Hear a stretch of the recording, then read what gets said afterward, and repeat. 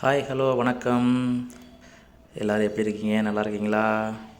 இன்றைக்கி பாருங்கள், இன்றைக்கி ஒரு புதிய பழம் ஒன்று மலேசியாவில் உள்ள ஒரு பார்க்கவே ஒரு பயங்கரமாக அருவருப்பாக உள்ள பழம்.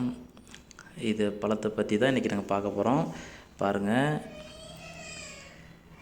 இந்த பழத்தின் பேர் snake fruits, snake skin fruits, salak snake fruits, palm tree fruit, இந்த மாதிரி நிறைய பேர் சொல்கிறாங்க. ஆனால் மலாய் மொழியில் என்ன சொல்கிறாங்கன்னா சாலக் ஃப்ரூட் தான் சொல்கிறாங்க. இதை கூகுளில் பார்த்தா ஸ்னேக் ஃப்ரூட்ஸ்ன்னு இருக்குது.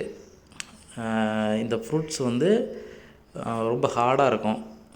எப்படி பாருங்கள், தோல் எப்படி இருக்குது பாருங்கள், உரிச்சது எப்படி இருக்குன்னு பாருங்கள். பொதுவாக இந்த ஃப்ரூட்ஸ் வந்து இந்தோனேசியா தான் ஃபேமஸ். இந்தோனேசியாவில் தான் இந்த பழம் வந்து இடமா கொண்டிருக்கு. அங்கேருந்து தான் இங்கே வருது. இப்போ இங்கே கொஞ்சம் உற்பத்தி ஆகுதுன்னு நினைக்கிறேன். இந்த பழத்தை தோல் பார்த்தீங்கன்னா பார்க்குறதுக்கு பாம்பு அல்ல அந்த ரெட் ஸ்னேக் இருக்குல்ல, அந்த ஸ்னேக் மாதிரியே இருக்கிறதுனால இதுக்கு ஸ்னேக் ஃப்ரூட் சொல்கிறாங்க. பார்க்குறதுக்கு கொஞ்சம் அருவருப்பாக தான் இருக்குது.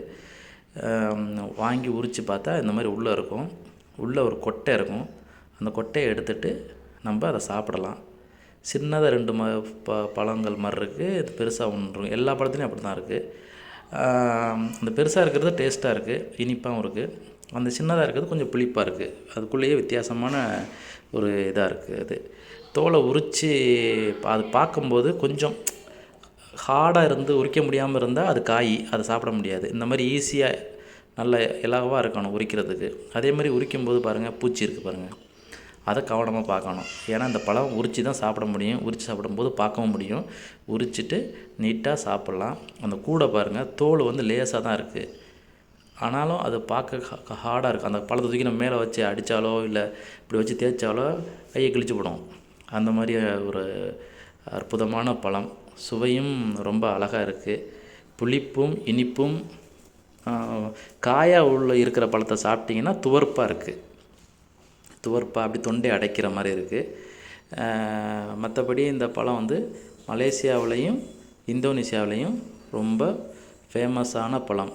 பார்க்க போனால் மலேசியா வந்தவங்களுக்கு தெரியும். இது வந்து இந்த ஃபார்ம் ஆயில் எண்ணெய் இருக்குது பார்த்தீங்களா, அந்த எண்ணெய் மரத்தில் மாதிரியே தான் இருக்கும். அது காய் சின்னதாக இருக்கும், இது கொஞ்சம் பெருசாக இருக்கும். இந்த பழத்தை இப்போது நான் உரித்து சாப்பிட்றேன். அந்த சாப்பிட்ற டெமோ தான் பாருங்கள். ஒரே பழத்துக்கு உள்ள கலர் வேறு மாதிரி இருக்குது பாருங்கள். ஒன்று பெரியது ஒரு கலராகவும் அந்த சின்னது ஒரு கலராகவும் இருக்குது பாருங்கள். ஃப்ரெண்ட்ஸ், இது பிடிச்சிருந்தா லைக் பண்ணுங்கள், கமெண்ட் பண்ணுங்கள். மற்றொரு வீடியோவில் உங்களை சந்திக்கிறேன். வணக்கம், பாய். அதுதான் கொட்டை. இந்த கொட்டையை சாப்பிடக்கூடாது.